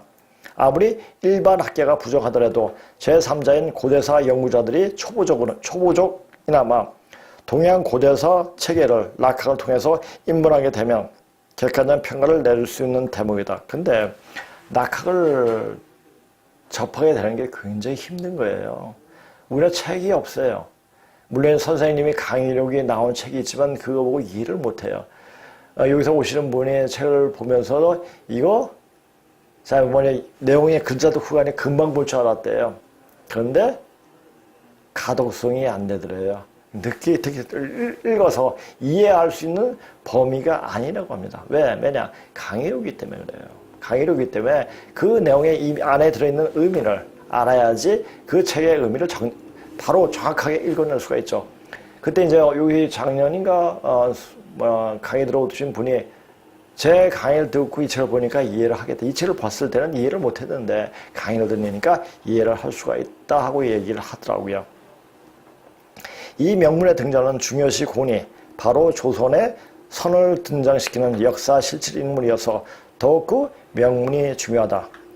당우 상가 병명은 곧 산대인들이 동이족이라고 지칭하는 중국의 태양상 동쪽 지방의 사람들인 산동인, 즉 동방지인인 신농시, 손, 증손, 고손. 그러니까 전후 고양시 때부터 전후 고양시 아들 손자가 이게 적혀 있는 족보입니다. 3대가 기록된 고양시 3대의 족보를 새긴 실물이 남아있어서 중요한 인물이 누구를 가리키는지 알 수 있게 되었다. 병명에서는 중부일계로 앞이 두 형인 대부일계를 이어서 양족의 우두머리가 되는 사람이다. 자, 나중에 이거 하면서 지금 여기 오시는 분들 이미 이제 병명제, 이 칼에 대해서 이야기를 한번 그 병명제만 한번 다 끝냈습니다. 그래서 요 내용에 대해서 명확히 알고 계시죠. 자, 그래서 이것을 알고 있기 때문에 요새 선생님이 1988년도 무동일보에다 게재했던 선생님이 근문에 입문하면서 그 생각이 어떻게 변했는 과정을 정확히 읽을 수 있는 과정을 다시 한번 보면서 이야기를 하고 있습니다. 제가 저번 시간에 한번 말을 했죠. 만약 이 강의를 듣는 분들이 만약 선생님이 1988년 근문에 입문할 때 어떤 마음가짐으로 어떤 식으로 어떻게 발전되었는가를 알고 싶다는 분이 댓글 쓰면은 제가 그것을 그것도 그 내용도 방송에 보내겠다라는 얘기를 했는데 댓글 쓴 분이 없더라고요. 그래서 사실 그걸 보면 오래 헷갈릴 수가 있어요. 왜냐 처음에 입문한 단계에서 여러 가지 오류도 있고 맨 처음에 보았던 그 시각이 차이점이 많이 보이기 때문에 근데 이거 제가 이제 여기 오시는 분은 이제 병명적으로 끝나고 했기 때문에 그것을 강의를 합니다. 그래서 만약 그런 말이 없기 때문에 그 강의는 안 하고 계속 근문신고에 대해서 강의를 하겠습니다. 자, 이게 이제 또 당구상가 병명이죠. 그렇죠? 요 칼에 첫째 칼, 두 번째 칼, 세 번째 칼. 여기서 병명, 요 분들에서 세세히 이야기하고 있는 것이 근문신고의 병명집에 분명히 또 나와 있습니다. 이분이 제고 고신씨 시대에 등장하면서 이분이 누굽니까? 바로 고니시죠. 정치일선에 많은 활약을 했다. 고신씨 말년에는 죄의 승계 계승 문제에 관하여 자기 딸이 낳은 아들 제지를 내세우는데 막후 역할하여 고신씨 대부인 제요가 9년 만에 권력 추쟁에서 이겨 즉위하자 우선에서 귀양 가서 그곳에 풀려나지 못하고 돌아가셨다. 자, 근데 중국 사서에는 이제 이 9년간의 권력 투쟁, 그러니까 9년간 제지가 집권을 하면서 막후 역할을 했는데, 중국에서 말하는 사실, 그 역사적 그 기록은 어떻게 나와 있냐면, 9년 동안, 물을 다스리기 위해서 물 관리인으로 보냈다. 그래서 치수 사업하기 위해서 보냈다라는 말로 표현하고 있습니다. 그래서 치수를 제대로 하지 못해서 처형당하고 그 다음에 우가 가서 치수를 했다라고 이렇게 전하고 있죠. 순 엉터리죠. 그 9년 동안, 이 9년 동안 바로 그 곤이 막후 역할을 했던, 그러니까 치수 사업에서 간 게 아니었죠. 어씨가 그의 족기록, 이분이 사당에 제사 지낼 권리를 지은 추장이었을 때가 조선이 선자가 생겨난 때이다. 언제면 고뇌에 대해서도 이야기했을 겁니다. 그래서 이 어씨의 자손들에서 어씨의 딸이 바로 여호와예요. 그래서 기독교에서 물고기가 있는 이유도 그겁니다. 또 이 고뇌의 후손들이 또 불교를 만들면서 또 이제 그 풍경에 물고기가 달린 것도 다 이분의, 그러니까 네가 부모 찾아 다 버리고 떠나서 수행을 할지라도 니네 조상만 잊지 마라. 그래서 풍경이 있는 겁니다. 그래서 물고기가 있는 거예요. 그러니까 이 곤이라는 분이 대단한 분이죠. 아니, 곤이 후손들이 대단한 거죠. 그런 까닭으로 후세의 선을 노로 고쳐서 역사 자체를 갖춘 것이다. 거기가 이제 곡부 있는데 거기가 노나라거든요. 거기가 공구가 태어난 데죠. 그러니까 자료가 많이 있을 수밖에 없죠. 자, 보세요. 여기 옆에 이 양자를 날일자로 읽기도 했죠. 해일자도 읽기도 했기 때문에 이것을 어자 밑에 날일자로 딱 붙어가지고 감춰버렸죠. 역사 자체를 감춰버리고 이 로자를 미련할 로자로 그렇게 새기면서 읽지 않습니까? 선은 제국시대에 태어난 글자다. 따라서 산해경, 해내경의 주제인 조선을 태조, 백익 또는 우가 썼다는 기록은 이치에 어긋나지 않는 말이다. 고조선이 제3대 천재 때 조자가 생기고 제4대 천재 때 천이 생겨나서 합하여 조선시대였다고 부르게 되었다는 말이다. 자, 고급문에서 거를 고라 읽은다. 이는 시와 고시와 합쳐서 이 사람 이름이 생긴다. 이 시가 누구냐면 제후예요. 제후. 그러니까 사람인, 이제 나중에 보면 여기 쓸 겁니다. 여기 뭐 귀가 이렇게 다가 귀자를 자기 아버지 제사 모시면서 제국을 대하주시 빼버리고 제국을 높이 세우죠. 그러면서 귀가 이렇게 다가 사람이 이렇게 해가지고 천지 하늘을 보고 이렇게 공수하고 있는 모양이 바로 인자인데, 인자가 나중에 이자, 화살이자로 바뀌고, 그래서 은나라 때, 이 우 때문에, 여호와 때문에 고조선이 망했기 때문에 이것을 시차로 읽었습니다. 그래서, 그렇게 다, 이 시시는 바로 우임금을 이야기합니다. 자, 이렇게 글자 속에 엄청난 역사적 사실들이 많이 담겨 있습니다. 자, 고부라고 하는 이유에서 보면 백익이 고조선이 다음이은 하늘, 그의 장인인 백우가 종유타하여 다시 고제, 옛날 제도인 목건제로 복귀시키는 복벽으로 그의 부조인 고도인 곡부에 살았다는 말과 일치하고 있어서 락서는 거설은 새로운 해석이며 산해경, 이 백의 시대 저술임을 인정할 수가 있다. 신농시의 고도 곡부가 백우, 우죠, 우의 아버지,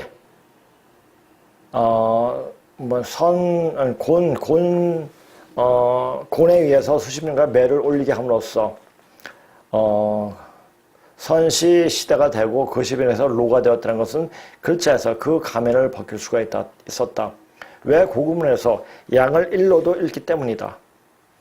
양일로도 있고 또 변양자로도 읽기도 하죠. 이렇게 하여 선이 로가 되었음을 알므로써 곡부가 아사달이며 신농시 제도였으면 더할 나위 없이 반증이 되는 셈이다. 선을 로로 감춘다고 모르리라 생각하는 사람은 정말 미련할 로라고 생각같이 미련한 사람이 조어 행태이다. 자, 글자를 이렇게 엉망진창으로 만든 게 바로 화족이에요.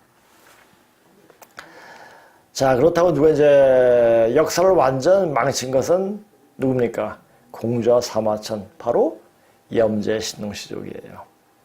자, 이걸 잘 아시면 됩니다. 자, 그리고 터닝 포인트 조금 보고 끝내겠습니다. 자, 왜 터닝 포인트를 하냐? 지금 시대가 어떤 시점이냐? 왜 이렇게 돌아가느냐? 그리고 여기서 왜 원래 우리 역사가 어떻게 시작했는가? 그 문자, 반문의 문자로 이야기하는 이유가 바로 여기에서 보여지기 때문입니다. 그러니까 이제 터닝 포인트, 반환점을 돌아서 지금 반환점이 도는 올해 2021년이 바로 그 터널 도는 그 지점이 아닌가 보여집니다. 그러면 엄청난 충격이 올 겁니다. 자, 왜? 운동 방향이 틀리기 때문에 예전에 선천의 어떤 몸의 형태에서 후천의 어떤 몸의 형태로 바뀌지 않으면은 지탱할 수가 없습니다. 제가 전에도 얘기하지 않았습니까? 거짓말 잘하고 사기 많이 치고 이런 인간들은 어떻게 죽는다고 그랬죠? 발 뒤꿈치가 뒤통수에 꺾여서 내장이 터져 죽습니다. 우리 말 중에 이런 말이 있습니다. 죽을 때도 잘 죽어야 한다고. 자, 죽을 때 시체가 깨끗해야지 어떤 그 일을 집행하는 사람들을 만났을 때 몸을 온전하게 다시 갱생시킬 수가 있습니다. 그런데 내장이 터지고 이 뼈가 휘면서 내장이 터질 경우에는 살릴 수가 없습니다. 근데 그렇게 내장, 그리고 분명하게 얘기하고 싶은 것은 백신 맞은 사람들은 살 가능성이 단 0.0001%도 없습니다. 이건 어떻게 할 수가 없습니다.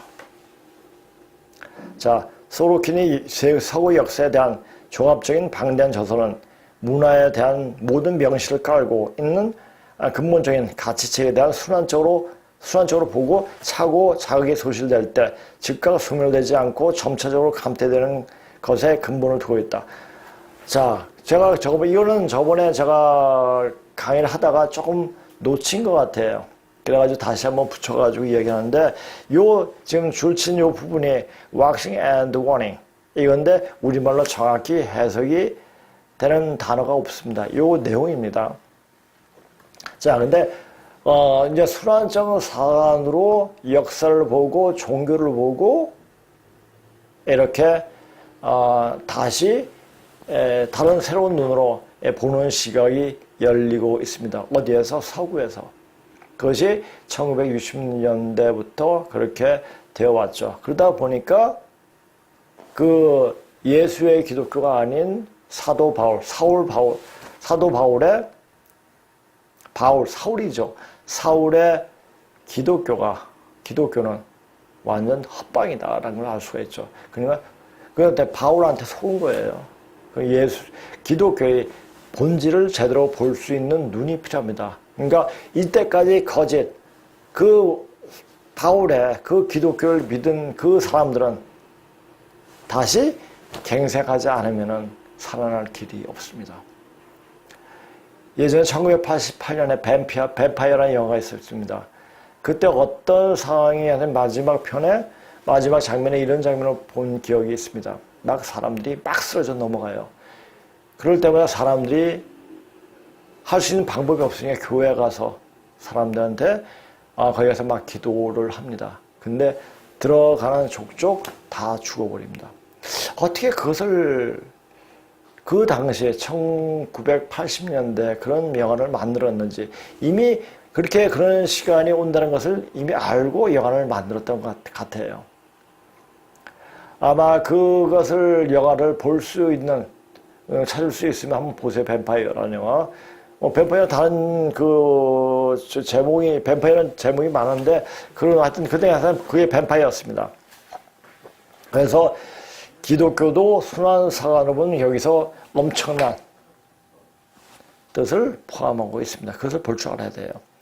자, 서구의 지식인들도 이제는 직선적인 시간관이 아니라 순환적인 시간관으로 바뀌어가고 있다. 특히 사물을 깊이 연구하는 물리학자들이 그렇다. 기독교의 직선적인 세계관으로는 답을 찾을 수 없다는 것을 서구 사회의 지식인들은 이미 깨닫고 있다. 소로킨은 이러한 가치제기를 오감으로 지각할 수 있는 유물적이고 관념적이고 이상적인 관념적인 그러면 될 거야. 그렇지. 그럼 이게 또 관념적인 게 이게 유생들하고 똑같아요. 지금 PC 좌파들 똑같고 우리 주사파들 똑같죠. 이상주의적이라고 불렀고, 이 유물적인 체계는 오로지 물질만이 궁극적인 실존이고 정신적인 현상은 단지 물질에 대한 명시라고 것을 말하고 있다. 자, 이 중국 애들은요, 내세에 대한 생각이 없습니다. 유물적 현재 이때가 시작이 끝이에요. 그러니까 이때만 잘 살면 되는 거예요. 그러니까 내가 지금 현재 무엇을 이제 무엇을 해가지고 이 결과 때문에 나중에 뭐 어떻게 될 것인가에 대한 전혀 생각을 안 합니다. 그러니까 파렴치하죠. 나중에 무엇이 될까, 어떻게 될까에 대한 염려나 걱정은 없죠. 그러니까 한마디로 말해가지고 그냥 요단강도 못 건너가고 그냥 똥물에 튀겨서 죽게 되는 거죠. 모든 윤리적 가치는 상대적이고 감각적인 인지는 단지 지식과 진실에 대한 원천일 뿐이라고 단언하고 있다. 이런 관념적인 가치체계는 심오하게 다른 점이 있다. 그것 관념적인 가치체계는 진실한 실존은 물질 세계를 뛰어넘어 정신적인 범주 안에 있으며 지식은 내적인 경험을 통해서 얻어질 수 있는 것을 내포하고 있다. 자, 그래요. 이제 앞으로 가을 시대는 영이 열리는 시대예요. 그래서 영혼을 깨우는 방송을 자주 보고 느껴야 돼요. 야, 영이 깨면 영적인 훈련을 할 수 있는 공부를 해야 되는데 그 공부는 뭐냐? 스스로 몸이 되면서 터득을 해야 돼. 아, 지금이 어느 때다. 그래서 내 몸을 어떻게 만들어지는가 하는 것을 자기가 스스로 알아야 돼요. 그 아는 방법은 뭡니까? 뭐가 하나 딱 있는 게 아니라 전체 선천 역사의 전체적인 맥을 딱 짚을 수 있는 그런 눈이 필요합니다. 그리고 거기서 무엇을 말하고 있는가? 그리고 거기서 무엇을 말하고 있는데 어떻게 해야지 되어지느냐가 나오죠. 그것을 알고 그렇게 해야 되고 절대 속세에 묻혀서 속세의 이끝에 따라 살면 절대 몸이 만들어지지 않습니다. 그리고 선천 종교에 매달려 있으면 절대 몸이 만들어지지 않습니다. 그건 분명합니다. 또 그것은 절대적인 윤리적 가치와 정의, 진실, 아름다움에 대한 초인간적인 인간이 입지에 찬동하고 있다. 초인간적인, 우린 지금 삼천에 있는 세계가 아니라 우리가 가는 세상은 심리도 못 가서 발표한다. 심리예요. 10차원 세계예요. 차원이 엄청 지금과는 전혀 다른 세상이 열리게 되죠. 그 안에 있는 그 사람들은 다 소멸이 되죠. 자, 그 차원을 넘어가려면 어떻게 해야 되냐? 나를 버리지 말아야 돼요. 내 본질, 내 뿌리가 어떻게 되느냐? 내 뿌리를 알고 뿌리에서 말하고 있는 것을 명확히 해야 됩니다. 어떻게 하라고 내가 얘기할 수가 있습니다. 그런데 열의 아홉은 이것을 하면 다 튕겨나가요. 못 받아내요. 이것을 받아낼 수 있는 있도록 몸을 자꾸 만들어줘야 돼. 그 기간에서 그건 뭐냐? 우리는 자꾸 버려야 돼. 이때까지 쌓였던 관념, 생각, 습관 다 버려야 돼요. 그리고 그렇게 못 버려진 상태에서 몸을 만들 수 있는 말을 통해서 몸이 만들어집니다. 이것을 분명히 알아야 돼요. 아니면 만약 몸이 만들어지지 않은 상태에서 몸이 만들어질 수 있는 방법을 모르는 상태에서 그걸 하자면 미친놈이에요. 내가 뭐다 해가지고 남한테 손가락질 받는 그런 사람이 됩니다. 이때까지 30 몇 년 동안 그런 사람을 굉장히 많이 봤어요. 그러니까 지금 이런 역사를 제대로 공부하면서 이것을 제대로 몸으로 체득하는 방법을 빨리 익혀야 됩니다. 그리고 우리가 어느 정도 공부가 되어 있으면 자, 어떻게 해야 됩니까? 자, 이건 제가 수행하면서 여러 가지 글을 쓴 건데 깨달은 사람은 도덕을 초월한다. 자, 도덕이란 게 뭡니까? 인간 질서에 맞게 생긴 규율을 정한 게 도덕이에요. 근데 각자는 깨달은 사람은 이런 도덕에 초월해버리죠. 그러다 그 도덕에 얽매여 살지는 않죠. 자, 이 세상을 살면서 어떤 것은 진실이고 거짓이니 분별이 안 갈 때가 많다. 분명 정도의 길을 가는 것 같은데 돌아다 보면 그 길이 영 아닌 것으로 가고 있다는 것을 알 수가 있다. 그런데 또 시간이 흐르면 그 길이 그 길을 오기 위한 하나의 과정이라는 것을 깨닫게 된다. 그래서 이러해야 하느니라라는 유교적 가르침은 역사 왜곡의 장문이 공자만큼 잘못된 것이다. 자, 누가 그래요? PC 좌파애들, 주사파애들 그러죠. 이러해야 하느니라. 항상 상황에 맞게 처신해야 하는 것이 바로 중짜리이고 바로 균형을 유지하는 길이다. 이것이 바로 시중짜리죠. 그리고 이 생을 관조자 입장에서 보아야 한다. 그렇게 하는 것이야말로 바로 무의도를 체득하는 것이다. 큰 지혜를 가진 사람은 인간이 만들어 놓은 상대적인 도덕을 초월하고 전체적으로 볼 수 있는 자세를 가져야 한다. 이런 글을 쓸 수 있을 정도가 돼야 됩니다. 그리고 이것을 정확하게 보고 이야기할 수 있는 시각이 열려야지 이런 공부를 할 수가 있습니다. 자, 근데 이것을 보고 느끼는 분들이 그래도 몇백 명 또는 몇천 명까지 된다는 그 자체만 해도 굉장히 희망, 아주 고무적인 얘기일 수도 있습니다.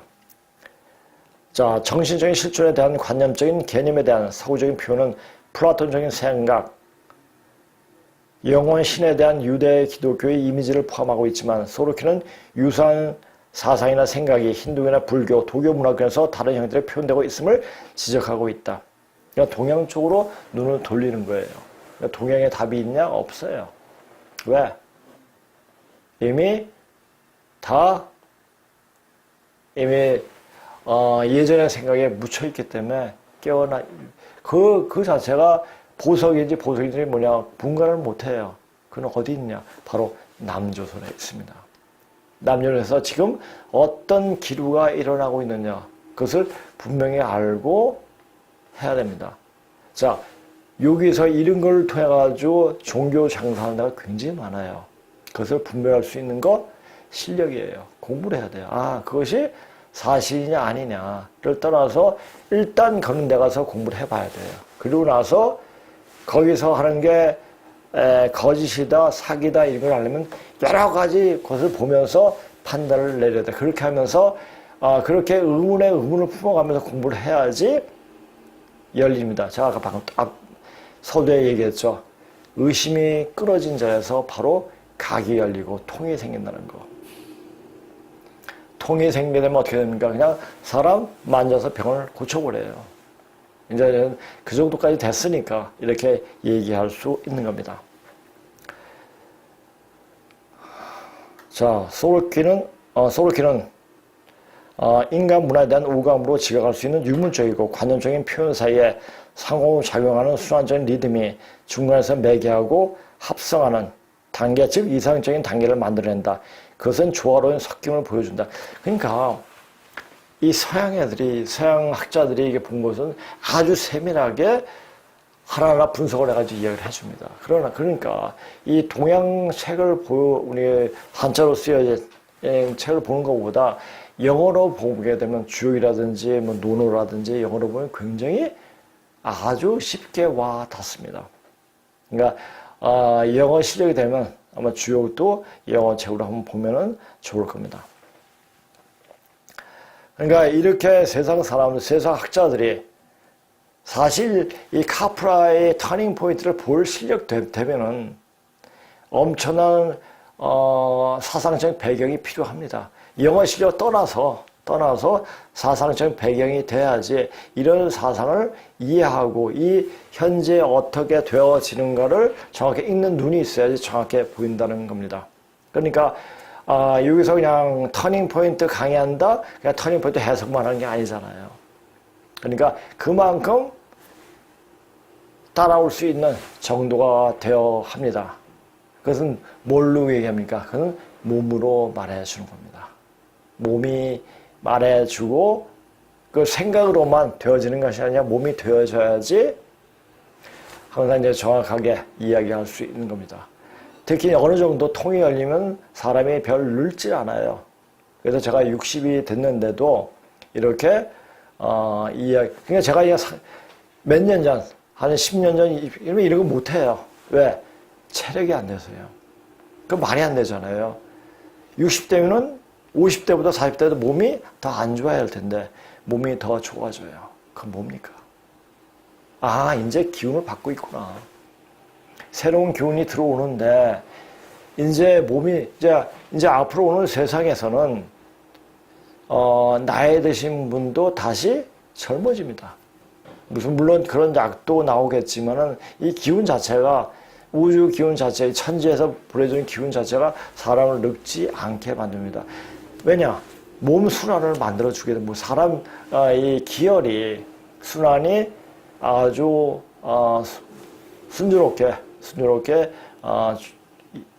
움직이게 되면은 소통하게 되면은 사람이 늙지 않고 병 없이 그렇게 지내게 됩니다. 자, 그러니까 이런 공부를 하면서 그리고 이 백신 정권인 문재인 정권의 백신 맞쓰고 백신 맞고 뭐 이런 거에 대해서 걱정을 안 하게 됩니다. 무슨 말을 해도 쟤네들은 진동수가 낮은 애들이에요. 개, 돼지의 수준이에요. 그렇게 보고 쟤네들이 하는 얘기를 이해를 해야 됩니다. 이해까지 할 필요 없죠. 무시를 해버려야 되죠. 그리고 지금 내가 무엇을 어떻게 해야 되는가를 생각을 해야 돼요. 자, 근데 이제 이런 것을 바로 듣고 바로 이해할 수 있는 분들, 대단한 분들입니다. 저는 여러 가지 세상에 살지 않으면서 이렇게 공부를 해왔죠. 세상 속에 살면서 그런 의식을 지닐 수 있다, 생각할 수가 있다, 대단한 분들이죠. 부러운 분들입니다. 자, 이상적인 믿음에 따르면 진정한 실존은 통합을 받아들이는 거 왜? 자, 도라는 게 뭡니까? 받아들이는 거예요. 공존하는 감각적이고 초감각적인 측면을 갖고 있다. 그렇게 이상적인 문화기관은 균형과 통합, 그리고 예술, 철학, 과학, 그리고 기술에서 감각적인 실행을 일으키면서 생산하면서 관념적이고 유물적인 양식에 대한 가장 높고 고상한 표현을 얻는 경향이 있다. 자, 그래서 우리가 천천히 보세요. 좌파들 보세요. 좌파들은 언어 선택의 감각이 뛰어나요. 왜? 행동을 안 하고 생각을 자꾸 그렇게 해왔기 때문에 언어 선택을 잘하는데 뭐냐? 그 언어의 말만큼 몸이 안 따라가줘요. 그래서 한마디로 몸과 말이 일치가 안 되면 그건 100% 정신병으로 옵니다. 내가 정신병은 어떻게 온다고 그랬죠? 오장육부 기혈이 흐트러지면서 정신병이 오는 거예요. 오장육부 기운이 흐트러지면 나쁜 사악한 귀신이 들어오게 되고 또 사악한 귀신을 불러들이면 오장육부 파괴가 돼요. 그래서 상호작용에서 완전 정신병은 현대의학에서도 그렇고 불치병이라고 이야기를 합니다. 그 불치병이에요. 왜? 오장육부가 다 파괴되기 때문에. 이것은 뭐냐? 이 불치병인 정신병을 다스려 조현병이라고 그러죠. 요새. 불치병을 다스리려면 어떻게 해요? 오장육부를 다스려야 돼요. 오장육부를 다스리게 되면은 정신병은 그냥 치료가 되죠. 근데 문제는 뭐냐? 그 오장육부 기운을 흐트러진 기운을 바로잡을 수 있는 사람이 없다는 얘기예요.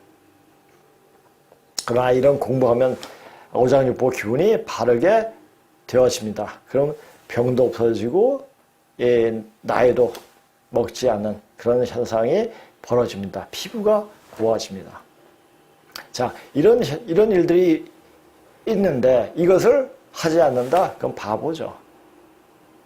자, 바보가 되지 말고 현명하게 무엇을 지금 선택할 것인가를 분명히 생각해야 될 때입니다. 그 선택은 내가 앞 세상에 사느냐 안 사느냐, 내 영혼이 소멸되느냐 안 소멸되느냐 그것을 결정하게 될 겁니다. 자, 오늘 방송 이것으로 마치겠습니다. 자, 안녕히 계세요.